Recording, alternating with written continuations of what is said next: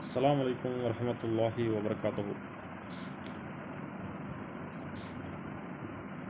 இம்மை மறுமையின் வெற்றி அல்லாஹ்வுடைய கட்டளை மற்றும் முஹம்மது நபி ரசூலுல்லாஹ் ஸல்லல்லாஹு அலைஹி வஸல்லம் அவர்களுடைய வாழ்க்கை வழிமுறையில் மற்றும் சுன்னத்தை கடைபிடிப்பதில் தான் இருக்கின்றது. லா இலாஹா இல்லல்லாஹ் முஹம்மது ரசூலுல்லாஹ்.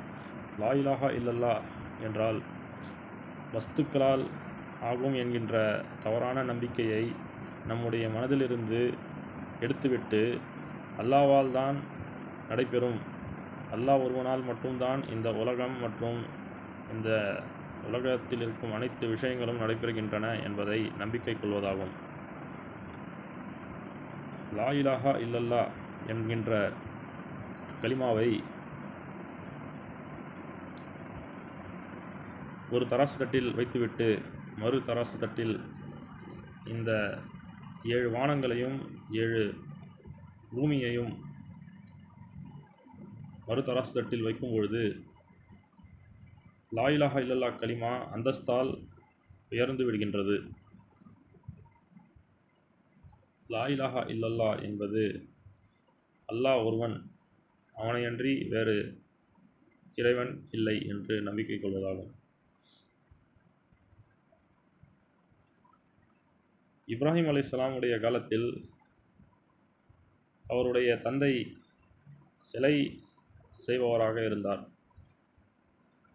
சாமி சிலைகளை செய்து விக்கிரகங்களை வழிபடுவதற்காக செய்து வந்தார்கள். அப்பொழுது ஒரு முறை இப்ராஹிம் அலைஹிஸ்ஸலாம் அவர்கள் கோயிலுக்கு சென்று அந்த கோயிலில் இருக்கின்ற சிலைகளை எல்லாம்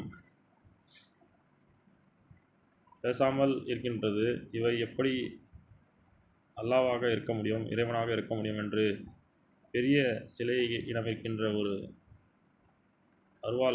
அருவாளை எடுத்து கத்தியை எடுத்து வந்து அனைத்து சிலையையும் உடைத்து விட்டார்கள். அப்போது அவருடைய அந்த மக்கள் இப்ராஹிம் அலைஹிஸ்ஸலாமை ஒரு தீக்குண்டத்தில் போட்டு எரிப்பதற்காக தயார் செய்தார்கள். அந்த நாட்டின் அரசன் இப்ராஹிம் அலைஹிஸ்ஸலாம் அவர்களை இவர் செய்த இந்த விஷயத்திற்காக இந்த மக்கள் கோபப்பட்டு அவரை தண்டிப்பதற்காக ஒரு பெரிய பள்ளத்தை உண்டாக்கி அதில் தீயை மூட்டி அவரை தூக்கி எறிவதற்காக முயற்சி செய்தார்கள். அப்பொழுது அவரை பீரங்கியின் மூலம் வைத்து கோணிப்பையில் கட்டி அவரை தூக்கி எறியும் பொழுது இப்ராஹிம் அலைஹிஸ்ஸலாம் அவர்கள் தூக்கி எறியப்படுகின்ற சமயம் அல்லாஹ் ஒரு மலக்குமாரை அவரிடம் அனுப்பி, ஜிப்ரீல் அலைஹிஸ்ஸலாம் அவர்களை அனுப்பி அவரிடம் அந்த மக்களை அந்த தீயை அணைத்து விடுவதற்காக அவர்கள் கேட்டார்கள், அந்த மக்களையும் அழிப்பதற்காக கேட்டார்கள். ஆனால் இப்ராஹிம் அலைஹிஸ்ஸலாம் அவர்கள், இல்லை, எனக்கு அல்லாஹ் ஒருவனே போதுமானவன் என்று கூறினார்கள். நான் அல்லாஹ் என்னை பொருந்தி கொண்டான், அல்லாஹ் எனக்கு உதவி செய்வான் என்று கூறினார்கள். அதன் காரணமாக அவர் தீயில் தூக்கி எறியப்படும் பொழுது அந்த தீ ஒரு குளிர்ந்த இடமாக அவருக்கு மாறிவிட்டது. அல்லாஹ் அந்த நெருப்பை குளிரும்படி செய்துவிட்டான். அந்த குளிரும் தீயில் அவர் 40 நாட்கள் இருந்தார்கள். குளிர்ந்த இடமாக அதனை மாற்றிவிட்டார்கள். ஆனால் மக்கள் அவர் தீயில் ஒசுங்கிவிட்டார் என்று நினைத்து கொண்டார்கள். இப்படியாக அல்லாஹ் ஒரு மனிதன் தன்னை ஈமான் கொள்வதனால் அல்லாஹ் அந்த மனிதருக்கு அல்லாஹ் சோதனையை செய்து அவரை காப்பாற்றுகின்றான். இதன் மூலம் நாம் புரிந்து கொள்வது, அல்லாஹ்வுடைய சோதனை, அல்லாஹ்வின் மீது நாம் வைக்கின்ற நம்பிக்கை அந்த சோதனையிலிருந்து நம்மை காப்பாற்றிவிடும். அல்லாஹ்வின் மீது முழு நம்பிக்கை வைக்க வேண்டும். அவருடைய அந்த ஏகத்துவம் அவரை அந்த இடத்தில் அந்த சோதனையிலிருந்து காப்பாற்றியது. அதே போன்று பல விஷயங்கள் இருக்கின்றன. மூசா அலைஹிஸ்ஸலாமுடைய காலத்திலும் அப்படிதான். ஃபிரௌனை அல்லாஹ் அழித்தான், அடியோடு அழித்தான். மூசா அலைஹிஸ்ஸலாம் அவர்கள் சென்று ஃபிரௌனிடம் லா இலாஹா இல்லல்லாஹ் என்கின்ற கலிமாவை எடுத்து கூறும்பொழுது அந்த மக்களையும் அல்லாஹ் இந்த ஃபிரௌனுடைய ஆட்சியை கவிழ்த்து அவனை கடலில் மூழ்கடித்தான். நாம் போன வீடியோவில் இஸ்ராயேலுடைய சமுதாயத்தினருடைய ஹதீஸுடைய குறிப்புகளை தாலீம் மூலம் கற்றுக்கொண்டோம். இன்று நாம் பார்ப்பது கடமையை புறக்கணிக்காதீர் என்கின்ற தலைப்பு. ஹஜ்ரத் அனஸ் ரலியல்லாஹு அன்ஹு அறிவிக்கிறார்கள், லா இலாஹா இல்லல்லா என்று கூறுபவர்களுக்கு எப்போதும் அது பலன் அளிக்கிறது, வேதனையையும் துன்பத்தையும் போக்குகிறது, அதன் கடமைகளை அலட்சியம் செய்யாத வரை என்று திருநபி ஸல்லல்லாஹு அலைஹி வஸல்லம் கூறியபோது, அல்லாஹ்வின் தூதரே, அதன் கடமைகளை அலட்சியம் செய்வது எப்படி என்று சஹாபாக்கள் கேட்டார்கள். அதற்கு நபி ஸல்லல்லாஹு அலைஹி வஸல்லம், அல்லாஹ்வுக்கு மாற்றமான பாவச் செயல்கள் பகிரங்கமாக நடைபெறும், அதை தடுப்பதற்கு முயற்சி செய்யாமல் இருப்பது என்று கூறினார்கள். அல்லாஹ்வுக்கு மாற்றமான பாவச் செயல்கள் பகிரங்கமாக நடைபெறும், அதை தடுப்பதற்கு முயற்சி செய்யாமல் இருப்பது என்று பதில் கூறினார்கள். விளக்கம்: சற்று நேர்மையுடன் சிந்தித்துப் பாருங்கள். தற்காலத்தில் பாவமான செயல்கள் எவ்வளவு பகிரங்கமாக நடைபெறுகின்றன. இருந்தும் அவைகளை தடுப்பதற்கோ குறைப்பதற்கோ முயற்சி செய்யப்படுகிறதா? இல்லை என்றுதான் சொல்ல வேண்டும். இப்படிப்பட்ட ஆபத்தான நிலைமையிலும் முஸ்லிம்கள் வாழ்ந்து கொண்டிருப்பது அல்லாஹ்வின் மாபெரும் கிருபையாகும். இல்லையானால் நமது அழிவிற்கான காரியங்களில் நாம் எதை செய்யாமல் இருக்கிறோம்? நபிகள் நாயகம் ஸல்லல்லாஹு அலைஹி வஸல்லம் அவர்களிடம் அன்னை ஆயிஷா ரலியல்லாஹு அன்ஹா, அல்லாஹ்வின் தண்டனை ஓரிடத்தில் இறங்கும்போது அங்குள்ள நல்லடியார்களையும் அது பாதிக்குமா என்று கேட்டார்கள். ஆம், உலகில் அனைவரையும் அது பாதிக்கும். ஆனால் மறுமையில் அந்த நல்லடியார்கள் பாவிகளை விட்டும் பிரிந்து விடுவார்கள் என்று நபி ஸல்லல்லாஹு அலைஹி வஸல்லம் பதில் சொன்னார்கள். எனவே நல்லடியார்கள் நாம் தான் தீனை பின்பற்றி நடக்கிறோமே என்று திருப்தி அடைந்து அல்லாஹ்வின் தண்டனையை பற்றிய பயமில்லாமல் இருக்க வேண்டாம். ஏனென்றால் உலகில் பாவங்கள் அதிகரித்து அதனால் அல்லாஹ்வின் தண்டனை இறங்கினால் அதில் அவர்களுக்கு அகப்பட்டுக் கொள்வார்கள்.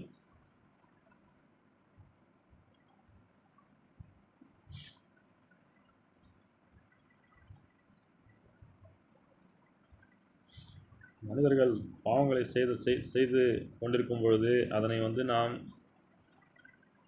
பார்த்து விட்டு செல்லக்கூடாது. அதாவது பாவங்களை நாம் தடுக்க வேண்டும். அதற்கு தான் ஜமாத் என்பது இருக்கின்றது. ஒரு மனிதன் பாவங்களை செய்த வண்ணமாகவே இருக்கின்றான் என்றால் அல்லாஹ் அவனுடைய முடிவை இந்த உலகத்திலேயே அவனுக்கு காட்டிவிடுகின்றான். பலவிதமான சிறிய பெரிய பாவங்கள் இருக்கின்றன.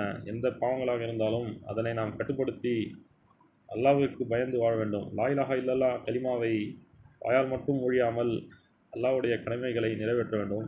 5 வேளை தொழுகையை சரியாக தொழுது வர வேண்டும். இப்பொழுது இருக்கின்ற இந்த காலத்தில் மக்கள் ஏராளமான பாவங்களை செய்கின்றார்கள். ஒரு முஸ்லீமாக இருந்தாலும் சரி, முஸ்லீம் அல்லாத மக்களாக இருந்தாலும் சரி, இந்த காலத்தில் மக்கள் ஊழலுக்கு அடிமையாகிவிட்டார்கள். அரசியலாக இருந்தாலும் மற்றும் பல நிறுவனங்களிலும் வியாபாரத்திலும் ஊழல் அதிகமாகிவிட்டது. பொழுது மனிதர்கள் ஊழல்களை சர்வசாதாரணமாக செய்து கொண்டிருக்கின்றனர். எங்கே பார்த்தாலும் ஊழல் அதிகரிச்சிச்சு. எதிலையும் எந்த ஒரு பொருளை வாங்கினாலும் அதில் ஜிஎஸ்டி என்று வரியை வாங்கி அதில் ஊழல் செய்கின்றார்கள். அரசாங்கம் மக்களை ஏமாற்றி அதில் வருகின்ற வரிப்பணத்தில் மக்களை ஏமாற்றுகின்றது. ஒரு கரண்ட் பில்லை வீட்டிற்கான அத்தியாவசிய தேவைகளான எலக்ட்ரிசிட்டி பில் கட்டினாலும் சரி, ஒரு ஃபோனுக்கு நாம் கட்டுகின்ற பணமாக இருந்தாலும், வீட்டுக்கு வாங்குகின்ற உணவுப் பொருட்களாக இருந்தாலும் அனைத்திலும் ஊழல் அதிகரித்துவிட்டது. அரசாங்கம் மிகவும் மோசமான நிலையில் சென்று கொண்டிருக்கிறது. மக்களுடைய வரிப்பணங்களை கோடி கோடியாக கொள்ளையடித்து அதனை வைத்துக்கொண்டு மக்களுடைய வரிப்பணங்களையும் மக்களுடைய உழைப்பையும் திருடி அதனை அரசாங்கத்தில் இருக்கின்ற பல மனித மிருகங்கள் அதனை உண்கின்றார்கள் மற்றும் அதனை கொண்டு மக்களை ஏமாற்றுகிறார்கள். இவை அனைத்தையும் நாம் தட்டி கேட்கணும். அதாவது ஒரு மனிதன் தன்னுடைய தேவைகளுக்கு மட்டும் தன்னலம் பிடித்து மட்டும் தன்னலத்திற்காக மட்டும் உலகத்தில் வாழாமல் பிறர் செய்கின்ற இந்த தவறான இந்த பாவமான விஷயங்களை நாம் நாம் வந்து எதிர்த்து போராட வேண்டும். உலகத்தில் ஆங்காங்கே பிரச்சனைகளும் பசாதுகளும் நடைபெற்று கொண்டிருக்கின்றது. பாலஸ்தீனை அடியோடு அழிப்பதற்காக இப்பொழுது இஸ்ரேலில் இருக்கின்ற அரசாங்கம் பாலஸ்தீனை அழித்துவிட்டு அங்கிருக்கின்ற மக்களை அனாதையாக்கின்றார்கள். மக்களுக்கு வாழ்வாதாரத்தை அடியோடு அழித்துவிட்டு கிறிஸ்தவர்களும் யூதர்களும் கஷ்டப்படுத்துகின்றார்கள். பாலஸ்தீனில் இருக்கின்ற முஸ்லீம்களை கஷ்டப்படுத்துகின்றார்கள். இதையெல்லாம் நாம் குரல் கொடுக்க வேண்டும். குரல் கொடுக்காமல் நாம் நம்முடைய வேலைகளை செய்து கொண்டு அவர்களை மறந்துவிட்டு வாழக்கூடாது. நம்மளால் முடிந்த அளவுக்கு துவாவாவது செய்து அவர்களுக்காக அல்லாஹ்விடம் துவாவை செய்ய வேண்டும். ஏழைகளுக்கு தானம் தர்மம் செய்ய வேண்டும். பாவங்களுக்காக அல்லாஹ்விடம் பாவ மன்னிப்பு கேட்க வேண்டும். அடுத்த தலைப்பு, எப்போது துவா ஏற்கப்படுவதில்லை. ஹஜ்ரத் ஐஷா ரலியல்லாஹு அன்ஹா அறிவிக்கிறார்கள், ஒரு தடவை அல்லாஹ்வின் தூதர் ஸல்லல்லாஹு அலைஹி வஸல்லம் வீட்டிற்குள் வந்தார்கள். அவர்களின் முகமாறுதலை பார்த்து, ஒரு முக்கியமான நிகழ்ச்சி நடந்திருக்கிறது என்று நினைத்தேன். அவர்கள் யாரிடமும் பேசவில்லை. உஸு செய்துவிட்டு பள்ளிவாசலுக்கு சென்றார்கள். நான் சுவரின் பின்னால் நின்று கொண்டே அவர்கள் கூறுவதை கேட்கலானேன். அவர்கள் மிம்பர் படி மீது ஏறி அல்லாஹ்வை புகழ்ந்தார்கள். பிறகு சொன்னார்கள், மனிதர்களே, அல்லாஹ் தஆலா கூறுகிறான், மக்களை நன்மையான செயல்களின் பக்கம் அழைத்து தீமை செய்வதிலிருந்து அவர்களை தடுங்கள். இதை செய்யாவிட்டால் ஒரு காலம் வரும். அந்த காலம் வந்த பின் நீங்கள் என்னிடம் துவா கேட்டால் நான் ஏற்றுக்கொள்ள மாட்டேன். உங்கள் தேவைகளை கேட்டால் நான் தரமாட்டேன். உங்களுடைய பகைவர்களுக்கு எதிராக உதவி கேட்டால் நான் உதவி செய்ய மாட்டேன். இதை கூறிவிட்டு நபி பெருமானார் ஸல்லல்லாஹு அலைஹி வஸல்லம் மிம்பர் படியிலிருந்து இறங்கிவிட்டார்கள். விளக்கம்: மார்க்க காரியங்களில் சிலவற்றை புறக்கணித்துவிட்டு முஸ்லிம்களின் வெற்றியை எதிர்பார்க்கும் அன்பர்கள் இந்த ஹதீஸை சற்று சிந்தித்து பார்ப்பார்களாக. தீனை முழுமையாக பின்பற்றுவதைக் கொண்டே முஸ்லிம்களுக்கு அல்லாஹ் உதவி அளிக்கிறான் என்று இதில் தெளிவாக கூறப்பட்டுள்ளது. கண்ணியமிக்க சஹாபி ஹஜ்ரத் அபூ தர்தா ரலியல்லாஹு அன்ஹு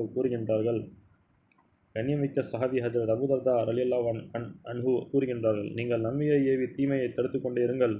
இல்லையென்றால் அல்லாஹ் உங்கள் மீது அநியாயக்கார ஆட்சியாளரை நியமிப்பான். அவன் உங்களில் உள்ள பெரியவர்களை மதிக்க மாட்டான். சிறியவர்கள்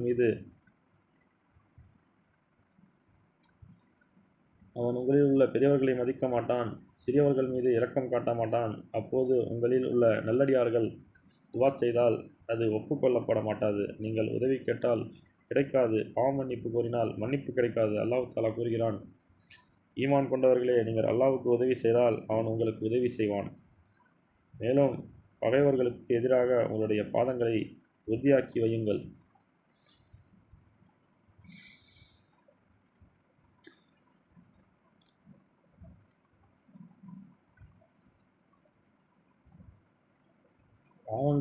பாவங்கள் அதிகரித்துவிட்டால் அல்லாஹ் பாவ மன்னிப்பை ஏற்க மாட்டான். நபி ஸல்லல்லாஹு அலைஹி வஸல்லம் அவர்கள் கூறுகின்றார்கள், அல்லாஹ் கூறுகின்றான் என்று, ஒரு காலம் வரும். அந்த காலத்தில் பாவங்கள் அதிகமாகிவிடும். அந்த பாவத்தின் காரணத்தால் ஒரு நாட்டினுடைய தலைவர் ஒரு நாட்டுடைய தலைவர் அநியாயம் செய்கின்ற ஒரு ஆட்சியாக இருக்கும். அநியாயக்கார ஆட்சிக்காரர்களை அல்லாஹ் நியமிப்பான் என்று கூறுகின்றார்கள். ஒரு நாட்டில் அநியாயம் அதிகரித்துவிட்டால், ஊழல் மற்றும் பாவங்கள் அதிகரித்துவிட்டால்,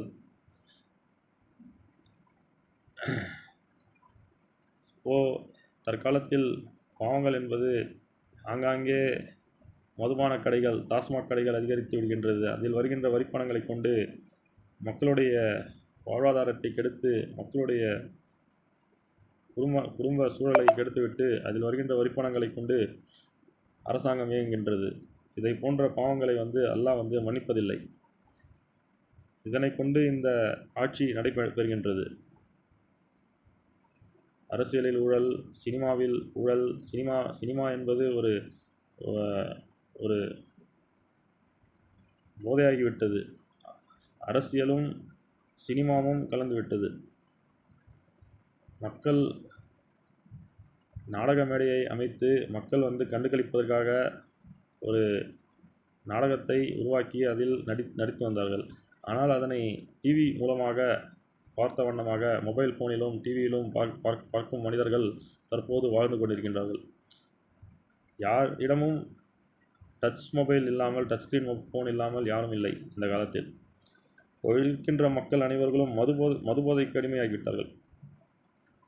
அரசாங்கமும் மதுபோதைக்கு உட்கொண்டிருக்கின்றது மக்களை.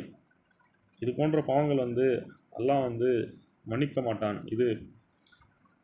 இது ஒரு குடும்ப சூழலையும் ஏழை மக்களுடைய வாழ்வாதாரத்தையும் அழிக்கின்றது. அனைத்து விஷயங்களும் தற்காலத்தில் வந்து சர்வசாதாரணமாகி ஆகிவிட்டது. இது போன்ற வாழ்வாதாரம் உருவாகும் பொழுதுதான் அநியாயம் அதிகரிக்கின்றது. இதனால் அரசாங்கமும் அநியாயக்கார அரசாங்கத்தை வந்து அரசாங்கம் செய்கின்ற தலைவர்களை அல்லாஹ் நியமிக்கின்றான். இப்போ நாம் இந்த நிலைமையில் இருக்கும் பொழுது அல்லாஹ்விடம் நாம் பாவ மன்னிப்பு கேட்டாலும் அல்லாஹ் ஏற்க மாட்டான். நாம் அல்லாஹ்விடம் துவா செய்தாலும் அந்த துவா ஏற்றுக்கொள்ளப்படாது என்று நபி ஸல்லல்லாஹு அலைஹி வஸல்லம் அவர்கள் கூறுகின்றார்கள்.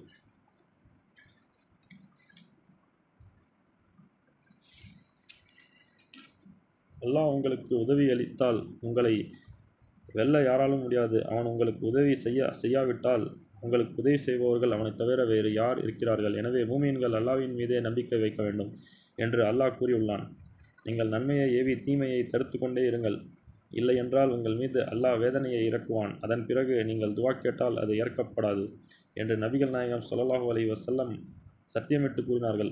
இவ்வாறு திர்மிதி போன்ற நூல்களில் உள்ள ஹஜ்ரத் ஹுதைஃபா ரலியல்லாஹு அன்ஹு அவர்கள் அறிவித்த ஹதீஸ் ஒன்று துர்ருல் மந்தூர் என்ற நூலில் எழுதப்பட்டிருக்கிறது.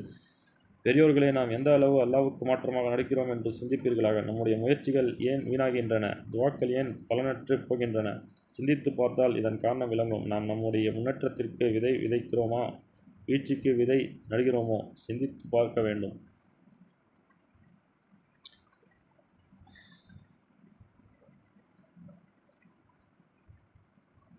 அஸ்ஸலாமு அலைக்கும் வரஹ்மத்துல்லாஹி வபரகாத்துஹு.